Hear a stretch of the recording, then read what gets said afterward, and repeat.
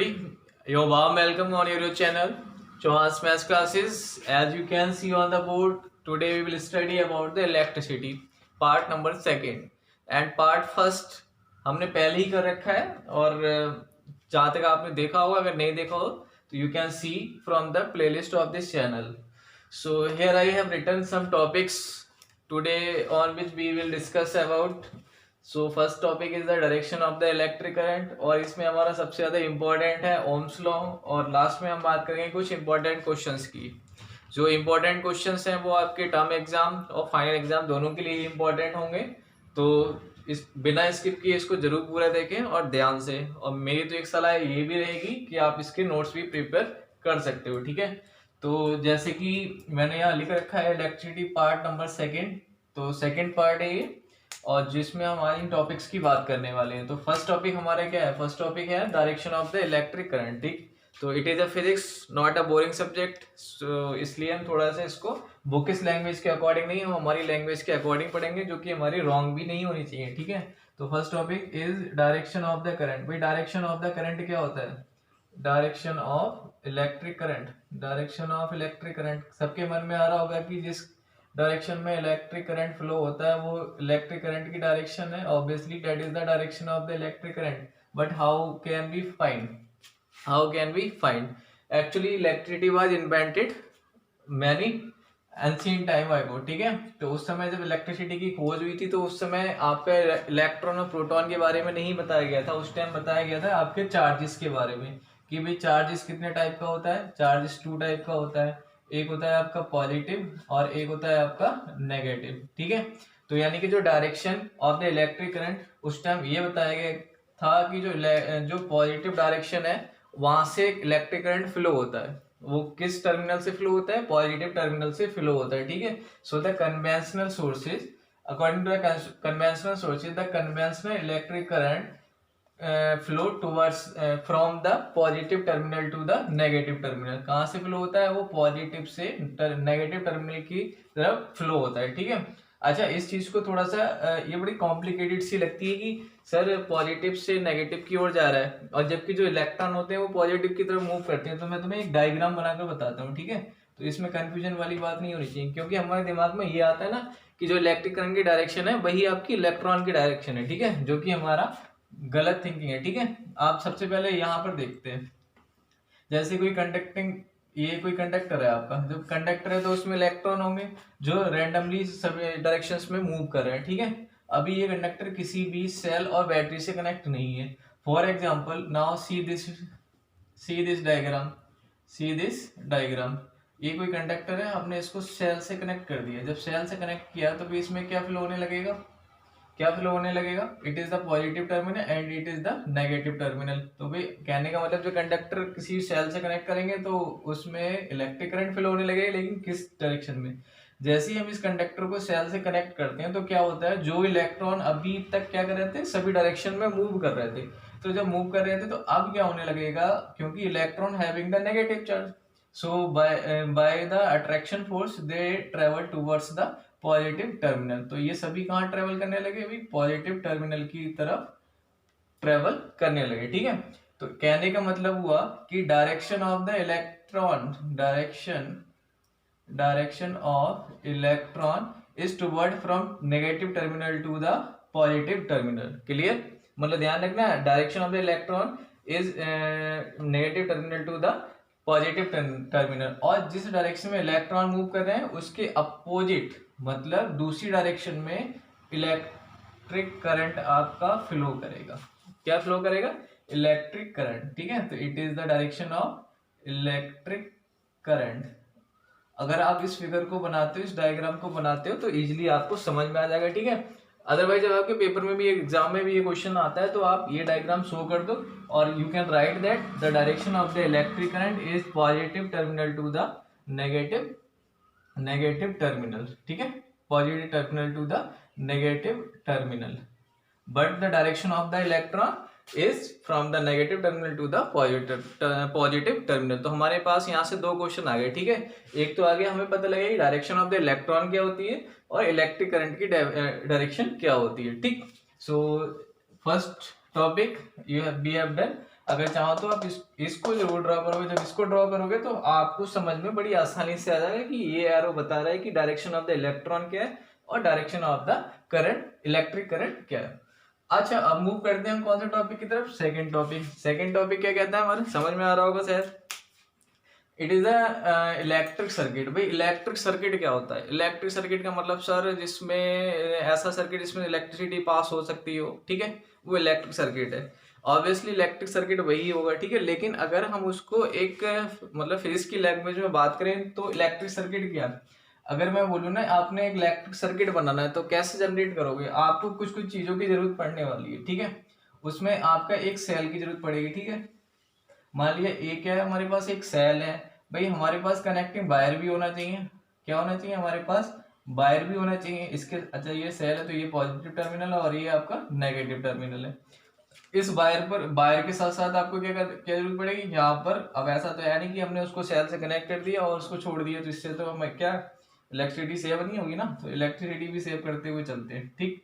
तो हमें क्या जरूरत पड़ेगी, हमें जरूरत पड़ेगी उसकी की, जिसे हम स्विच भी बोलते हैं, ठीक है। की और स्विच की जरूरत पड़ने वाली है।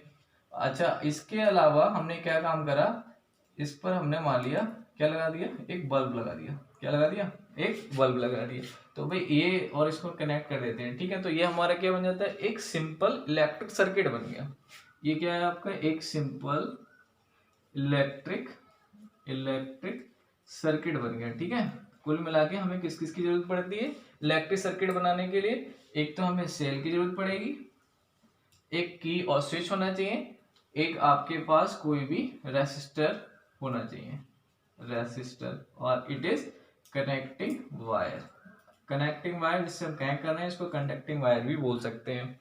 सो बेसिकली इलेक्ट्रिक सर्किट क्या होता है, तो इलेक्ट्रिक सर्किट क्या होता है, electric circuit it is a continuous conducting path, it is a continuous conducting path that consist of cell, wire, switch or key and resistor and electric current pass along its end। समझ में आ गया?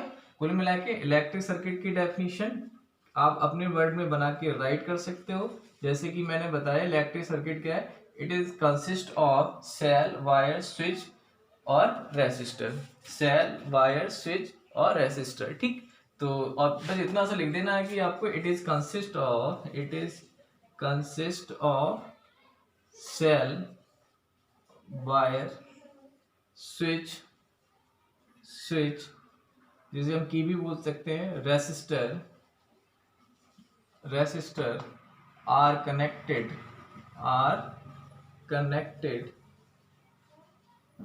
between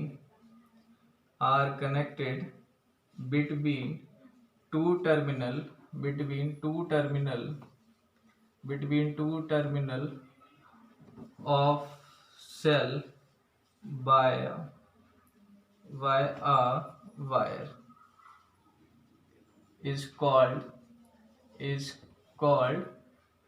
electric circuit, is called the electric circuit, ठीक है। तो इस तरह से आप इसकी डेफिनेशन, पहली बात तो अक्सर पेपर में आती नहीं है, लेकिन जनरली वे अगर आपसे कोई पूछता है तो आप कैसे लिखोगे, electric circuit it is the consist of cell, wire, switch, resistor are connected between two terminal of a cell by a wire is called the electric circuit, ठीक है। It is a continuous conducting path of the electric current, ठीक है। It is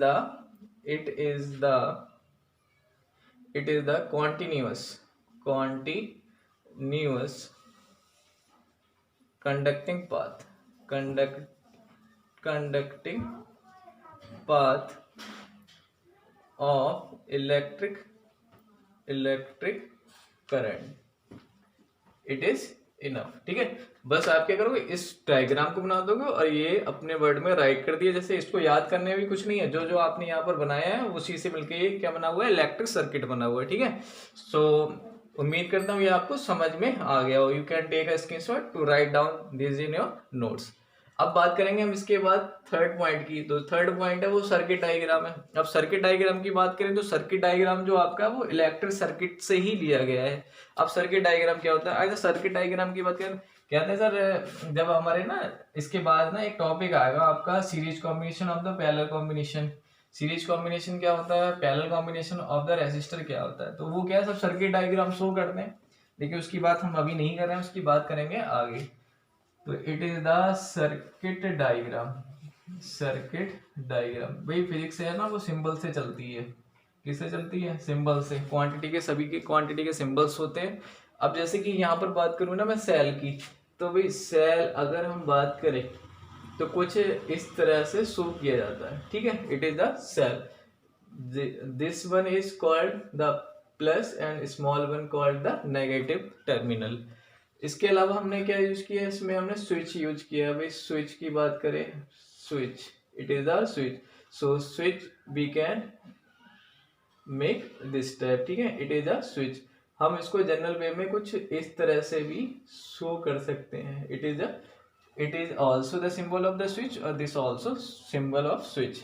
अच्छा, इसके अलावा हमारे क्या लगा हुआ, कोई रेसिस्टर लगा हुआ हो, ठीक है, रेसिस्टर लगा हुआ हो, रेसिस्टर लगा हुआ, तो रेसिस्टर को हम शो करते हैं कुछ कुछ इस तरह से, ठीक, इट इज द रेसिस्टर। अच्छा, अगर हमें कहीं बल्ब लगाना है तो कुछ हम इस तरह से शो कर देते हैं, बीच में बना दिया। अब हमारे पास आप देख रहे हो कि जो जो हमने इस इलेक्ट्रिक सर्किट में लगाया गया, मैंने उनके सिंबल आपको यहाँ पर बना दिए, ठीक। कहने का मतलब ये हुआ कि जब हम ये कंपोनेंट्स, ये इलेक्ट्रिक कंपोनेंट्स है ना, ये कंपोनेंट जब इन कंपोनेंट्स को हम एक डायग्राम पर उनके सिंबॉलिक फॉर्म में शो करते हैं, मतलब एक डायग्राम जिस पर हम इलेक्ट्रिक कंपोनेंट्स को सिंबॉलिक फॉर्म में शो करते हैं, वो क्या कहलाता है, आपका इलेक्ट्रिक सर्किट डायग्राम कहलाता है। वो क्या कहलाता है, इलेक्ट्रिक सर्किट डायग्राम कहलाता है। फॉर एन एग्जांपल अगर मैं आपको बनाकर दिखाऊं, ठीक है, इन्हीं चीजों को हम बनाते हैं डायग्राम के थ्रू। मैंने कहा ना डायग्राम बहुत ज्यादा इंपॉर्टेंट होते हैं, तो डायग्राम जरूर बनाते हुए चलें। जैसे कि मैंने यहाँ पर एक वायर लिया जिस पर मैंने क्या लगाया, ये स्विच लगाया, ठीक। अच्छा, इसकी इसके आगे मैंने ये क्या लगाया, मैंने यहाँ पर एक सेल लगाया, ठीक है। जब दो या दो से ज्यादा सेल हम एक दूसरे के साथ कनेक्ट कर देते हैं तो वो क्या बन जाते हैं, बैटरी बन जाता है। तो it is the positive and it is the negative. अच्छा, इस पॉजिटिव टर्मिनल और नेगेटिव टर्मिनल के बीच में मैंने क्या लगाया, यहाँ पर मैंने लगाया, यहाँ पर हमने क्या लगाया हुआ था, रेजिस्टर लगा हुआ, ठीक है। मान लिया हमने यहाँ पर एक बल्ब लगा दिया, ठीक है। It is the source of consumer of electricity. ये क्या है, कंज्यूमर से इलेक्ट्रिसिटी का जो यहाँ से फ्लो होने वाली है। और ये मत कहना कि सर ये 500 वाट का बल्ब है, 200 वाट का बल्ब है। अच्छा, ये अभी जो सर्किट, ये जो अभी जो सर्किट है ना, वो ओपन सर्किट है। वो कैसा सर्किट है, ये हमारा ओपन सर्किट है। जब मैंने इसको प्रेस करेंगे, it is the switch, it is switch. जैसे हम इसको प्रेस करेंगे तो हमारा क्या है, जो सर्किट है उसमें इलेक्ट्रिसिटी पास होने लगेगी। पास होने का मतलब जो बल्ब है वो क्या करने लगेगा, ग्लो करने लगेगा। तो भाई ये क्या है, आपका एक इलेक्ट्रिक सर्किट डायग्राम है। तो इलेक्ट्रिक सर्किट डायग्राम की अगर आपने डेफिनेशन राइट करनी है तो कैसे करके राइट करोगे, इलेक्ट्रिक सर्किट डायग्राम लिखोगे, the diagram which shows about the components of the electric sorry ऐसे नहीं बोलेंगे इसको, आप जनरली वे में अगर बोलना चाहो बहुत आसानी से, तो कैसे करके बोलोगे, इसको बोलोगे the diagram which shows how the electric components are connected to each other in a symbolic form, in a symbolic form. ये क्या है, आपके सिंबॉलिक फॉर्म में। तो ये क्या है, आपका एक सिंबॉलिक फॉर्म होता है जिस पर आपके इलेक्ट्रिक कंपोनेंट्स एक दूसरे से कनेक्टेड होते हैं। तो सर्किट डायग्राम की डेफिनेशन, बस आप क्या करना, ये आपका इंपॉर्टेंट है डायग्राम, इसको जरूर बना के चलना है। तो इसकी डेफिनेशन राइट करना चाहोगे तो कैसे करके राइट करोगे, देखो जो मैंने बोला वो आपको यहाँ पर लैंग्वेज में राइट कर देना है। तो now see the diagram the diagram the diagram which shows how the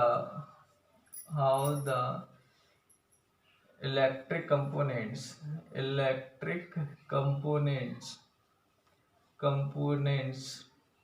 are connected between two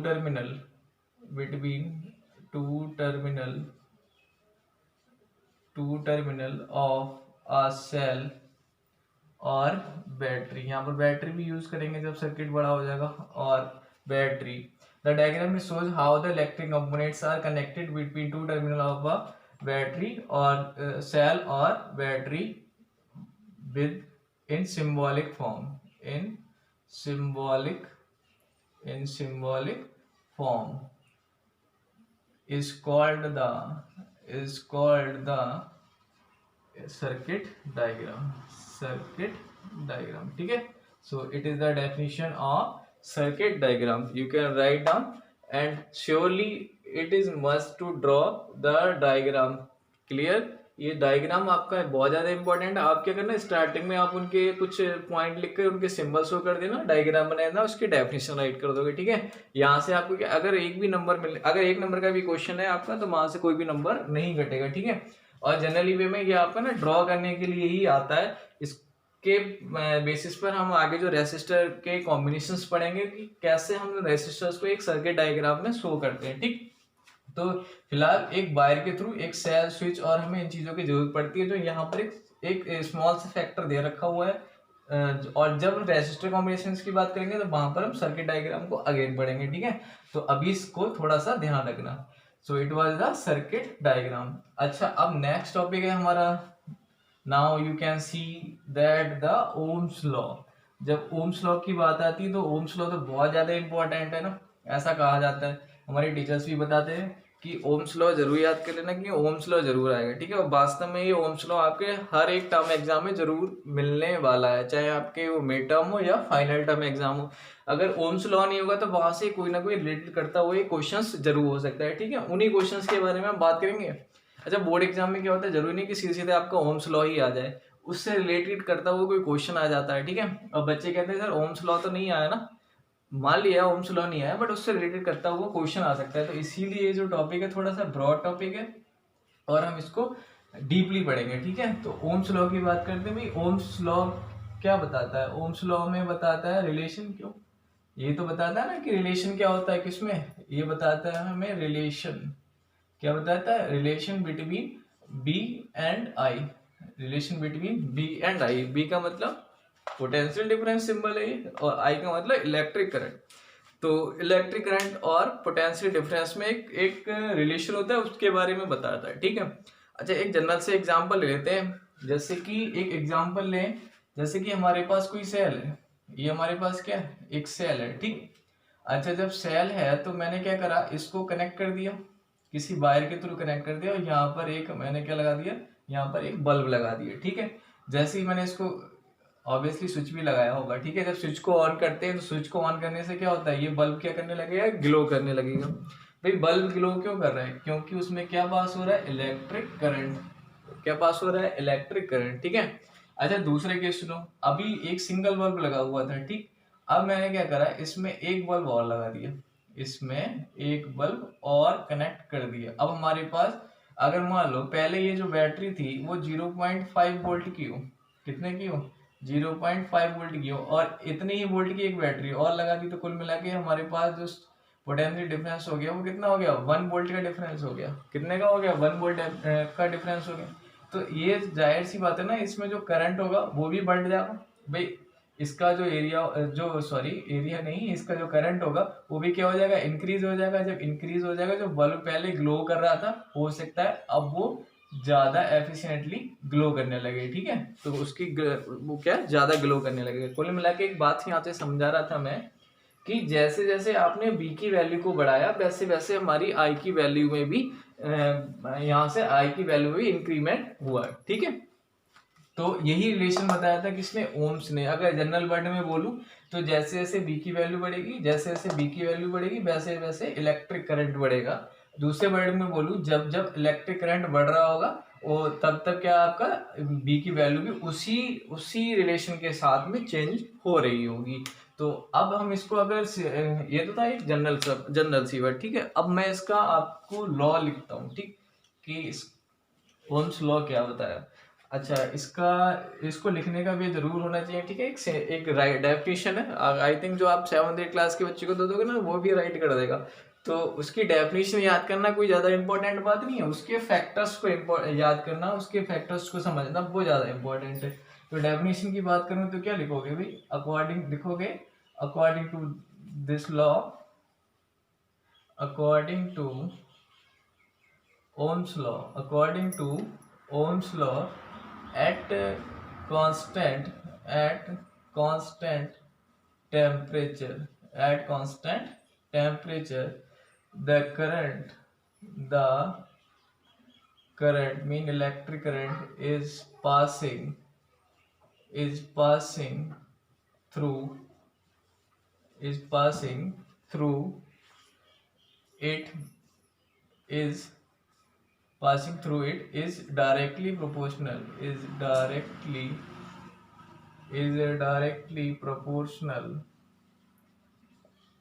proportional to the potential difference across its ends समझ में आ गया। तो अगर क्या क्या मतलब हुआ, इसका मतलब ये हो कि अगर टेम्परेचर कांस्टेंट हो तो इलेक्ट्रिक करंट जो पास हो रहा है वो डायरेक्टली प्रोपोर्शनल होता है किसके, directly proportional to the potential difference. अच्छा, अगर हम इसको राइट करें सिंबॉलिक फॉर्म में तो कैसे करेंगे, potential difference is directly proportional to the current, ठीक है, is directly proportional to the current, electric current. Potential difference को शो करते हैं हम बी से, और B is directly proportional to the I. दूसरे वर्ड में हम ये भी बोल सकते हैं ना, इसको हम ये भी बोल सकते हैं कि I is directly proportional to the V. अच्छा, जब हमारे कोई प्रोपोर्शन का साइन यहाँ से हटाएंगे, रिमूव करेंगे तो क्या लगाएंगे, कांस्टेंट लगाएंगे, B is equals to R I, where R is the constant, where R is the constant quantity. इस कांस्टेंट क्वांटिटी को क्या नाम देते हैं, इस क्वांटिटी को हम बोलते हैं रेसिस्टेंस। क्या बोलते हैं इसको, रेसिस्टेंस, ठीक है। ये ध्यान रखना है क्योंकि अब ये बहुत यूज होने वाला है।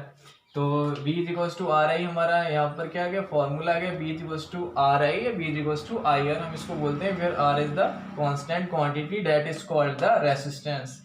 Unit of the R is omega. अगर मैं बोलूँ तो unit of R is omega, ठीक है। ओमेगा को सिंबॉलिक फॉर्म में कुछ इस तरह से राइट करते हैं, ठीक। Just now it is the resistance, so we need to define the resistance. So how we can define, so basically जो आपका रिलेशन आया ना, B is equals to R I या B equals to I R, हम यहाँ से देखेंगे तो B is equals to I R, और we can write here R is equals to, therefore I upon में आ जाएगा R equals to B upon I.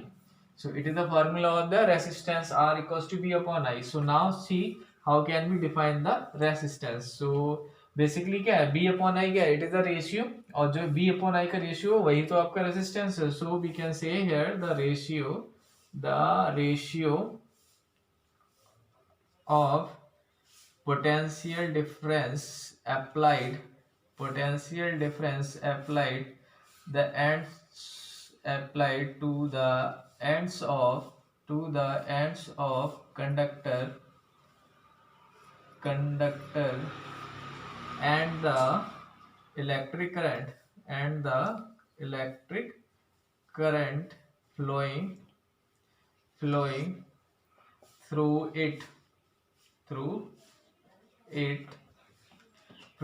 it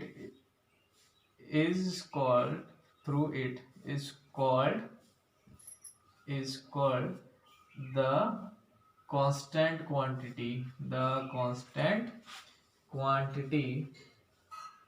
constant quantity resistance. समझ में आ गया ना, रेसिस्टेंस क्या होता है, resistance actually the ratio of B and I. So you can define as this, the ratio of the B potential difference applied to the ends of the conductor and the current flowing through it is called the constant quantity resistance. तो अब हमने यहाँ से ना R के बारे में पढ़ा। अब यहाँ से जो हमारा नेक्स्ट टॉपिक है ना, factor affecting to the current, मतलब ये जो करंट है, इलेक्ट्रिक करंट है, उसको कौन कौन अफेक्ट करता है, उन दो फैक्टर्स के बारे में हम यहाँ पर बात करेंगे, ठीक है। You can take a screenshot to write in your notes. So now I am erasing here, see this is very important. R equals to B upon I. So हम इससे बता सकते हैं कि जो आई है ना, यहाँ से अगर देखेंगे तो अब नेक्स्ट टॉपिक है हमारा जो factor affecting to the current. Current को कौन कौन अफेक्ट करता है, देखो जो हमारा फार्मूला है वो क्या है, R is equals to B upon I. So therefore we can say I is equals to B upon R, बोल सकते हैं ना यहाँ से। तो हम यहाँ से एक बात निकल कर आती है कि I is directly proportional to the V and I is inversely proportional to the R। यहाँ से दो फैक्टर्स हैं, एक आपका क्या हो गया, I mean electric current depend to the potential difference, ठीक है। अच्छा कैसे डिपेंड करता है, जैसे कि अगर आपका पोटेंशियल डिफरेंस ट्वाइस कर दिया जाता है, कितना हो जाता है, ट्वाइस कर दिया जाता है, डबल कर दिया जाता है, तो इलेक्ट्रिक करंट भी उसी रेशियो के साथ बढ़ेगा। यानी कि if the potential difference get doubled, so it is the potential difference V, so current also become double, ठीक है। मतलब जिस रेशियो के साथ आपका पोटेंशियल डिफरेंस बढ़ेगा उसी रेशियो के साथ हमें आपका क्या बढ़ने वाला है, इलेक्ट्रिक करंट बढ़ने वाला है। अच्छा सेकंड ऑब्जेक्ट है, मतलब सेकंड इसका फैक्टर है वो क्या है, I is inversely proportional to the R, mean R मतलब I depend to the resistance. भाई किस पर डिपेंड करता है, आपका रेसिस्टेंस पर डिपेंड करता है, ठीक। अच्छा इनवर्सली प्रोपोर्शनल है, इसका मतलब ये हो कि जैसे जैसे आर की वैल्यू बढ़ेगी तो वैसे वैसे आपकी आई की वैल्यू उसी उसी फेज में क्या होती जाएगी, कम होती जाएगी। मतलब अगर आपका आर की वैल्यू डबल हो जाती है, आर की वैल्यू कितनी हो जाती है, डबल हो जाती है, it is the value of the R. मतलब आर पहले से डबल हो गया तो जो आई है आपका वो 1/4 पार्ट कैसा हो जाएगा, 1/4 पार्ट कम हो जाएगा, ठीक है। कम होने का मतलब मिनिमाइज्ड हो जाएगा, ठीक है, मिनिमाइज्ड। तो R will become I become 1/r, ठीक। मतलब जैसे जैसे आपने आर बढ़ाया उसके रेशियो के साथ में आपका कम होता जाएगा, ठीक है। R is doubled and the electric current become, it is not 1/4, it is half, ठीक है। मतलब वो डबल हुआ तो ये कितना हो गया आपका, हाफ मिनिमाइज हो गया, ठीक है। तो यहाँ से अगर मैं बात करूँ तो दो फैक्टर अफेक्ट करते हैं इलेक्ट्रिक करंट को।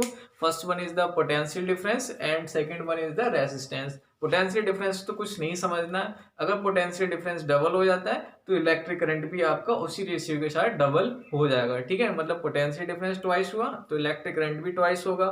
अगर पोटेंशियल डिफरेंस हाफ हो गया तो आपका इलेक्ट्रिक करंट भी क्या हो जाएगा, हाफ हो जाएगा। तो सेकंड था आपका रेसिस्टेंस, क्योंकि यहाँ पे ये दूसरे से इनवर्सली प्रोपोर्शनल है, मतलब ये दूसरे से अपोजिट रिलेशन रखते हैं। कहने का मतलब अगर आपका रेसिस्टेंस डबल हुआ तो आपका जो इलेक्ट्रिक करंट है वो कितना हो जाएगा, वो आपका हाफ हो जाएगा। कितना हो जाएगा, हाफ हो जाएगा। तो अगर आपको लिखने को आता है ना एग्जाम में, so write down the factor affecting to the current, so you can write, firstly you can write the relation by the Ohm's law, R equals to B upon I, therefore I is equals to B upon R. So we can say here I is directly proportional to B and I is directly inversely proportional to the R, and write down in your words. So ये आपका क्या हो जाएगा, answer आ जाएगा, ठीक है। तो मैंने यहाँ पर ये क्यों बताया, क्योंकि ये अक्सर पूछ लिया जाता है कि write down the factor affecting to the current, ठीक है। तो आपने ये कैसे मतलब इसको सो किए, बाय द ओम्स लॉ। मतलब ये भी जो क्वेश्चन है वो आपका किस पर डिपेंड है, ये आपका ओम्स लॉ पर डिपेंड है, ठीक है। अच्छा अगर मैं इसको एक ना परफॉर्म करूं एक ग्राफ पेपर के थ्रू कि बी और आई का जो रिलेशन है वो कांस्टेंट है, वो कैसे है, तो आप वो चीज भी यहाँ से देख सकते हो। तो मैं अब जो बना रहा हूँ वो क्या है, it is a graph between V and I, मतलब बी और आई के बीच में हमने ग्राफ बना लेना, ठीक है। जैसे कि मैंने ना कुछ यहाँ पर बी की वैल्यू ले रखे हुए और कुछ आई की वैल्यू यहाँ पर ले रखे हुए। जैसे कि अगर मान लिया कि पोटेंशियल डिफरेंस इज 0.85 वोल्ट है, 0.85 वोल्ट है, और आपका जो करंट है वो करंट हमने मान लिया, करंट आपका 0.05 एम्पियर, ठीक है। Now there are 2-3 values, so it is 1.70 volt and it is 0.10 ampere. एक वैल्यू और लेते हैं यहाँ से इसकी 3.40 volt and the current is 0.20 ampere. ठीक है, मीन हेयर जैसे जैसे आप V की वैल्यू और I की वैल्यू एक रिस्पेक्ट के साथ यहाँ पर इंक्रीज हो रहे हैं, तो मतलब V और I जब एक साथ इंक्रीज होते हैं तो उनके बीच में क्या ग्राफ बनना होगा। ठीक है, तो on the x axis it is the x axis, it is the y axis. On x axis I have taken here potential difference, and on y axis I have taken here electric current. Now so these are the values, ठीक है ना, on B. So here I have write 0.85, मतलब ये तो graph पर ही possible है, जो आप ग्राफ इसका ड्रॉ करोगे 3.40 on this 0.05 0.10 एंड 0.20। ठीक है, अब अगर हम दोनों के बीच में एक ग्राफ बनाते हैं तो हमारे बिल्कुल स्ट्रेट लाइन मिलने वाला है। ये जो शो होगा R equals to B upon I को शो करने वाला है। ठीक है, मतलब जो स्ट्रेट लाइन बनती है कैसे करके आप इसको कैलकुलेट कर सकते हो। ठीक है, मतलब ये इमेजिनरी चीज नहीं है, ये एक इमेजिन नहीं है कि आपने इसको इमेजिन कर लिया और हमें स्ट्रेट लाइन मिल गई, हम इसको परफॉर्म कर सकते हैं। देखो जैसे कि हमारा ओम्स लॉ के अकॉर्डिंग R का फॉर्मूला क्या होता है, बी अपॉन आई होता है। क्या होता है, B upon I. First case में बी की वैल्यू कितनी है हमारे पास 0.85 है, और आई की वैल्यू कितनी है 0.05। तो पॉइंट से पॉइंट रिमूव कर दिया, 5 बन जाए एंड 17 जा, it mean 70 ohm is the resistance value in the first case. ठीक है, इस केस के लिए वैल्यू कितनी है 70। अच्छा सेकंड केस की बात करेंगे, R2 की वैल्यू की तो बात करेंगे, तो वहां पर पोटेंशियल डिफरेंस कितना है 1.70 and the current is 0.10। Remove this point and 0 to 0 cancel, how much left here 17। यानी कि यहाँ से हमें क्या पता लगा, यहाँ से हमें पता लगा कि जो आपका रेजिस्टेंस है दोनों केसेस में कैसा है, सेम है। अगर आप नेक्स्ट केसेस की बात करोगे तो आप अपने आप से भी इसको कर सकते हो। ठीक है, वहां भी आपका जो रेजिस्टेंस आएगा वो कितना आएगा अभी 17 ओम आएगा। तो समझ में आ गया ना, बी और आई के बीच में हम ग्राफ कैसे ड्रॉ करते हैं और कैसा ग्राफ होता है। जब हम बी और आई के बीच में ग्राफ ड्रॉ करेंगे तो जो आपको एक स्ट्रेट लाइन मिलेगी जो आपको किसके बारे में बताएगी, रेजिस्टेंस के बारे में बताएगी।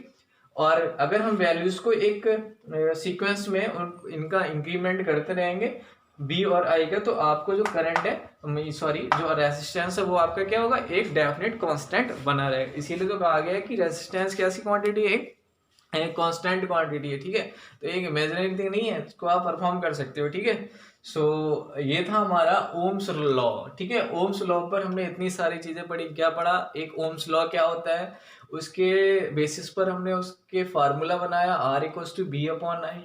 उस फार्मूले से हमने ये बताया कि करंट कैसे किस पर डिपेंड करता है और कैसे वेरी करता है करंट। ठीक है, जैसे कि मैंने यहाँ पर बताया है कैसे वेरी करता है, और उस ओम्स लॉ पर ही मैंने ग्राफ भी बनाकर दिखाया बी और आई के। तो बेटा छोटा मोटा टॉपिक नहीं है आपका ओम्स लॉ, ये बहुत बड़ा टॉपिक है जो उम्मीद करता हूँ आपको यहाँ तक बड़ी अच्छे तरह से और इजी वे से आपको समझ में आ गया होगा। अच्छा नेक्स्ट टॉपिक क्या कह रहा है हमारा, next topic factor of effect में पढ़ लिया। अब रेजिस्टेंस, अब जो कि एक इम्पोर्टेंट बात है, लेकिन अगर आपने पीछे पढ़ लिया है तो रेजिस्टेंस भी आपको समझ में आ गया होगा। आप कहना कि सर रेजिस्टेंस की हमने जो डेफिनेशन पढ़ी थी, yes that was the resistance definition in terms of B and I. और जनरल वे में अगर रेजिस्टेंस क्या होता है, अब हम नेक्स्ट टॉपिक पर आ रहे हैं रेजिस्टेंस। ठीक है, रेजिस्टेंस क्या होता है, रेजिस्टेंस भाई resistance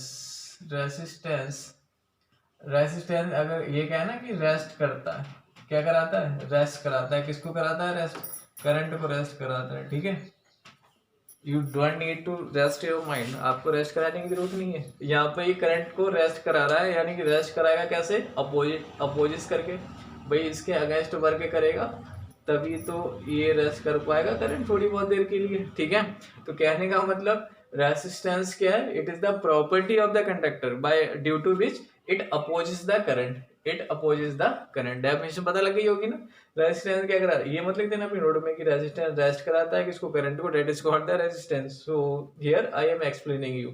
so resistance is the property of the conductor due to which it opposes the electric current. ठीक है, तो ये क्या हो गया, इसका डेफिनेशन हो गया आर का।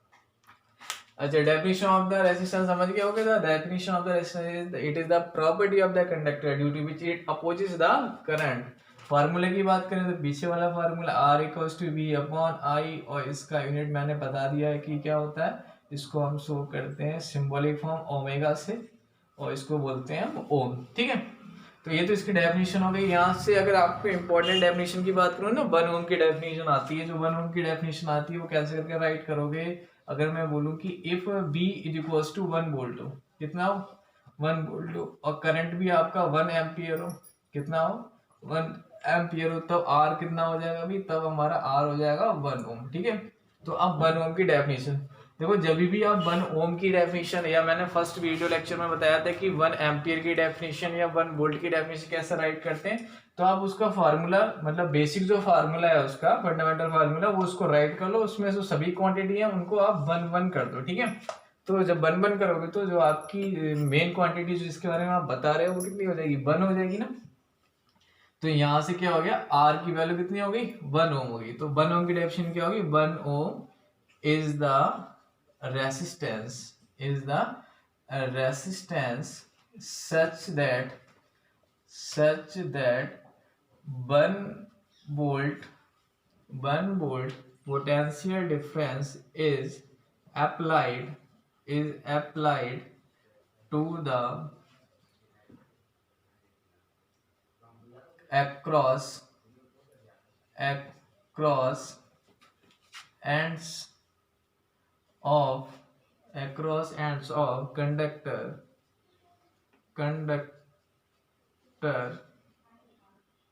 and the electric current is 1 ampere, and the electric current is 1 ampere flowing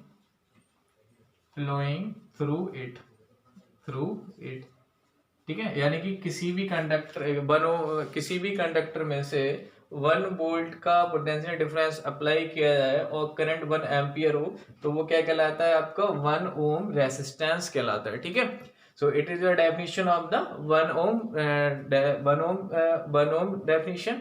so you have to write this way. ठीक है, यहाँ से वर्डिंग आपकी इधर भी हो सकती है, बट सिंपल वे में बोला मैंने। क्या रेसिस्टेंस क्या करता है, अपोजिट करता है, किसका करता है, करंट का करता है। ठीक है, करंट का अपोजिट करने का जो ये प्रॉपर्टी है, और ये प्रॉपर्टी किसकी है, आपकी कंडक्टर की प्रॉपर्टी है। कंडक्टर मतलब इतना तो आता ही होगा कंडक्टर क्या होते हैं। ठीक है, नहीं बताऊंगा। अब आगे बात करते हैं हम नेक्स्ट टॉपिक की, factor affecting to the resistance. मतलब अब ऐसे कौन से फैक्टर हैं जो रेसिस्टेंस को अफेक्ट करते हैं। ठीक है, तो रेसिस्टेंस को अफेक्ट करने वाले बहुत सारे फैक्टर हो सकते हैं। जैसे कि मैं बात करूं यहाँ पर, अब नेक्स्ट टॉपिक है हमारा factor affecting to the resistance. ठीक है, अब यहाँ पर मैं यहाँ पर केवल 3 फैक्टर्स की बात करूंगा। ठीक, एक फैक्टर है हमारा लेंथ ऑफ द कंडक्टर। ठीक है, और सेकंड है हमारा cross section area of conductor. जो कंडक्टर का रेजिस्टेंस है, कंडक्टर की बात करेंगे। और last is nature of the conductor. ठीक है, अब इसके बेसिस पे आपके क्या कुछ न्यूमेरिकल्स बनते हैं, जो ध्यान से सुनना, इसीलिए इसको। ठीक है, तो ये तो आपने लिख लिया होगा। अब मैं बात करूंगा nature of the conductor, length of the conductor, cross section area of the conductor which affect the resistance. ये सभी किसको अफेक्ट करते हैं, रेसिस्टेंस को। अच्छा, एक फार्मूला आएगा। ठीक है, नेक्स्ट टॉपिक में, R is equals to rho L upon A. इस फार्मूले को ध्यान रखना। इस फार्मूले से अगर आप चेक करेंगे तो rho is the resistivity, so R is directly proportional to किसके, L, and R inversely proportional to the 1 upon A. ये 2 फैक्टर आ गए। ठीक है, अब यहाँ से अगर हम बात करें तो फर्स्ट फैक्टर क्या था हमारा, लेंथ ऑफ द कंडक्टर। कहने का मतलब अभी जो डायरेक्टली प्रोपोर्शनल का साइन क्या बताता है, जैसे जैसे आपका लेंथ बढ़ेगा वैसे वैसे क्या बढ़ेगा, रेसिस्टेंस बढ़ेगा। क्या बढ़ेगा, रेसिस्टेंस बढ़ेगा। जैसे कि हमारे पास कोई कंडक्टर है, अगर इसकी लेंथ L है और इसका जो आपका रेसिस्टेंस है वो 1 ओम है। ठीक है, अगर अब इसकी जो लेंथ है वो हमने जस्ट ट्वाइस कर दी, कितनी कर दी हमने, अब इसकी लेंथ को हमने ट्वाइस कर दिया, मतलब ये जो लेंथ है वो 2L होगी। तो बताओ कि रेसिस्टेंस पे क्या फर्क पड़ा। भाई जब लेंथ ट्वाइस हुई तो रेसिस्टेंस भी कितना हो जाएगा, पहले से ट्वाइस हो जाएगा, मतलब 2 ओम हो गया। यहाँ पर क्या हो गया, 2 ओम हो गया। मतलब जैसे जैसे लेंथ को हमने इंक्रीज किया वैसे वैसे रेसिस्टेंस भी बढ़ जाएगा। So first factor is the length of the conductor. So आप लिखोगे resistance is directly proportional to the length of the conductor. So if the length of the conductor is get doubles, so resistance also get double. अच्छा second क्या, मतलब ये formula ध्यान रखना। Second क्या है, cross section area of the conductor. तो यहाँ से देखें तो इनमें क्या बात आ रही है, इनवर्सली प्रोपोर्शनल है। मीन कि अगर आपका area of the cross section area of the conductor बढ़ेगा तो आपका रेजिस्टेंस क्या हो जाएगा, कम हो जाएगा। अगर मैं बोलूँ कि क्रॉस सेक्शन एरिया कम होगा तो रेजिस्टेंस क्या हो जाएगा, बढ़ जाएगा।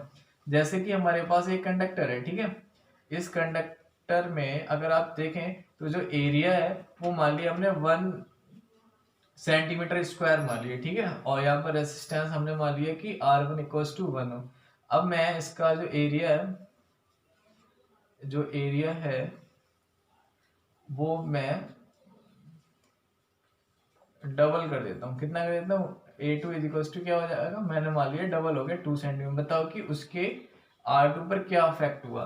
भाई R2 पे क्या इफेक्ट होगा, तो यहाँ से अगर देखा जाए तो R1 upon R2 is equals to, क्योंकि इनवर्सली प्रोपोर्शनल है तो A2 अपॉन क्या हो जाएगा, A1 हो जाएगा। R1 upon R1 value is the 1 upon R2 is equals to A2 value is 2 centimetre, एक जनरल से एग्जांपल लिया है, अपॉन 1 सेंटीमीटर। तो क्या हो जाएगा, यहाँ से ये अपॉन में आ जाएगा, तो यहाँ से R2 की therefore R2 is equals to 1/2।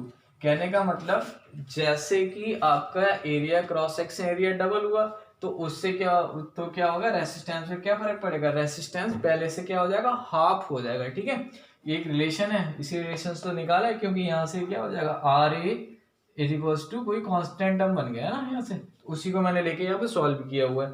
तो कहने का मतलब ये दो फैक्टर थे मेन, और जो थर्ड फैक्टर है वो नेचर ऑफ द कंडक्टर की। नेचर ऑफ द कंडक्टर क्या होता है, अच्छा देखा हो ना घरों में ना हैवेल्स वायर यूज करते हैं हम लोग, कहते हैं हैवेल्स की वायर अच्छी होती है, किसकी वायर अच्छी होती है, ऐसा कुछ नहीं होता। वो बात करता है nature of the conductor. Mean जो हम डोमेस्टिक वायरिंग करते हैं उसमें कॉपर वायर लेते हैं, किसका यूज करते हैं हम, कॉपर वायर लेते हैं। ठीक है, अगर सपोज दैट उस कॉपर वायर की जगह आप कोई एलॉय लो, क्या लो, एलॉय लो या एल्युमिनियम का यूज करोगे, तो आप देखोगे कि आपका जो इलेक्ट्रिसिटी चार्ज है वो आपका बढ़ जाएगा। क्यों बढ़ जाएगा, क्योंकि जो कॉपर है उसमें इलेक्ट्रिसिटी इजीली पास होती है। ठीक है, और जो एल्युमिनियम है उसमें इलेक्ट्रिसिटी इजीली पास नहीं होती है, मतलब रेसिस्टेंस बढ़ जाता है। क्या बढ़ जाता है, उसका रेसिस्टेंस बढ़ जाता है। जब रेसिस्टेंस बढ़ रहा है तो इसका मतलब जो रेसिस्टेंस है वो किस पर डिपेंड कर रहा है, वो नेचर ऑफ द कंडक्टर पर डिपेंड कर रहा है। किस पर डिपेंड कर रहा है, नेचर ऑफ द कंडक्टर पर डिपेंड कर रहा है। तो मतलब अगर आपका कंडक्टर गुड क्वालिटी का है तो उसका रेसिस्टेंस कम होगा और इलेक्ट्रिसिटी आसानी से उसमें पास होती रहेगी। ठीक है, तो these was the 3 main factor length which affect the resistance. और ये तीनों, इसमें से आपने 2 इंपॉर्टेंट जो याद करने, उन इंपॉर्टेंट फैक्टर के किस तरह से अफेक्ट करते हैं मैंने उसके बारे में पूरा आपको यहाँ डिटेल में एक्सप्लेन किया हुआ है। ठीक है, तो आपने जब एग्जाम में क्वेश्चन आए तो आप कुछ इस तरह से बनाकर उनको, मतलब इस तरह से बनाकर उसको सॉल्व कर सकते हैं और लैंग्वेज में राइट कर देंगे कि L is directly proportional to the L is directly proportional to the R and inversely proportional to the cross section area of the conductor। अच्छा, अब लास्ट जिस पर आप सभी को थोड़ा सा वेट कर रहे थे, discussion about the important question, कि अब यहाँ से इम्पोर्टेंट क्वेश्चन क्या आते हैं। तो आपने देखो जब मैंने ना इस चैप्टर इन टॉपिक्स को जब मैंने स्टार्ट किया तो मैं बीच बीच में आपको वहां पर मैंने कुछ क्वेश्चंस को एक्सप्लेन किया कि एग्जाम में क्वेश्चन कैसे आता है। जैसे कि मैंने पहले क्वेश्चन में पूछा था कि what is the direction of the conventional electric current. So आपने अगर याद किया, स्टार्टिंग में ध्यान से देखा तो क्या था, पॉजिटिव से नेगेटिव की ओर। अच्छा, दूसरा वहां पे पूछा कि क्वेश्चन ये भी आ जाता है ना कि is the direction of the electric current and the direction of the electron is same, no it is wrong. दोनों की यहाँ से मतलब क्वेश्चन निकल गया ना, छोटी छोटी बातें हैं, इलेक्ट्रिक सर्किट क्या होता है? इलेक्ट्रिक सर्किट के बाद हम सर्किट डायग्राम पढ़ा। सर्किट डायग्राम जो इम्पोर्टेंट था, वहां से अगर आपको बोला जाए एक सर्किट बनाओ जिसमें स्विच और की का यूज करा हो, आपने किसी रेसिस्टर का यूज किया हो, ठीक है, तो आप सर्किट डायग्राम में कैसे उसको इन्वॉल्व करेंगे, ठीक, वो आपका एक क्वेश्चन आता है निकल के कि circuit diagram how do you draw the circuit diagram, ठीक है। अच्छा, थर्ड क्वेश्चन था, फोर्थ टॉपिक था आई थिंक ओम्स लॉ, जो कि बहुत इंपॉर्टेंट था। ओम्स लॉ पे देखो, सबसे पहले तो आप ओम्स लॉ को याद करेंगे, उसके बाद ओम्स लॉ के लिए आपने जो ड्राइव किया था R=V/I, वो एक इम्पॉर्टेंट है। अब वहां से कुछ फैक्टर निकल के आए थे कि write down the factor affecting to the electric current, जो कि हमने अभी पीछे वाले टॉपिक्स में क्लियर किए, ठीक है। कैसे डिपेंड करता है, ये चीजें याद रखनी होगी आपको, ठीक है। सपोज दैट आपको कोई न्यूमेरिकल प्रॉब्लम वहां से देता है कि आप इसको न्यूमेरिकली इसको शो करके दिखाओ कि how do you show that electric current is depend on the resistance, तो आप वहां से इसको शो करते जाओगे, ठीक है। एक और वहां से एक टॉपिक पढ़ा था कि how do you show that the resistance is the constant quantity, की रेसिस्टेंस कांस्टेंट क्वांटिटी कैसे शो करोगे, तो by the graph method you can show that the resistance is the constant quantity. और लास्ट वाला factor affecting to the resistance, की factor कौन कौन से फैक्टर हैं जो रेसिस्टेंस को अफेक्ट करते हैं। तो ये सभी इंपॉर्टेंट चीजें थी, कुछ इंपॉर्टेंट क्वेश्चंस थे, ठीक है। नेक्स्ट वीडियो में इसका जो पार्ट 3 है हम वो लेकर आएंगे, और उसको भी आप तब तक के लिए इसको अच्छे से याद कीजिए और इसके नोट्स तैयार कीजिए, ताकि आपको आने वाले टाइम में दिक्कत ना हो। तो उम्मीद करता हूँ इसके साथ आपको बहुत अच्छी तरह से समझ में आया होगा, और आप इसके नोट्स बनाते रहिए। लेकिन उससे पहले लास्ट में यही बोलना चाहूँगा, please subscribe the channel and share also with your friend, ताकि उनको भी ये कंटेंट बढ़िया करके मिल सके। Thank you and have a happy life.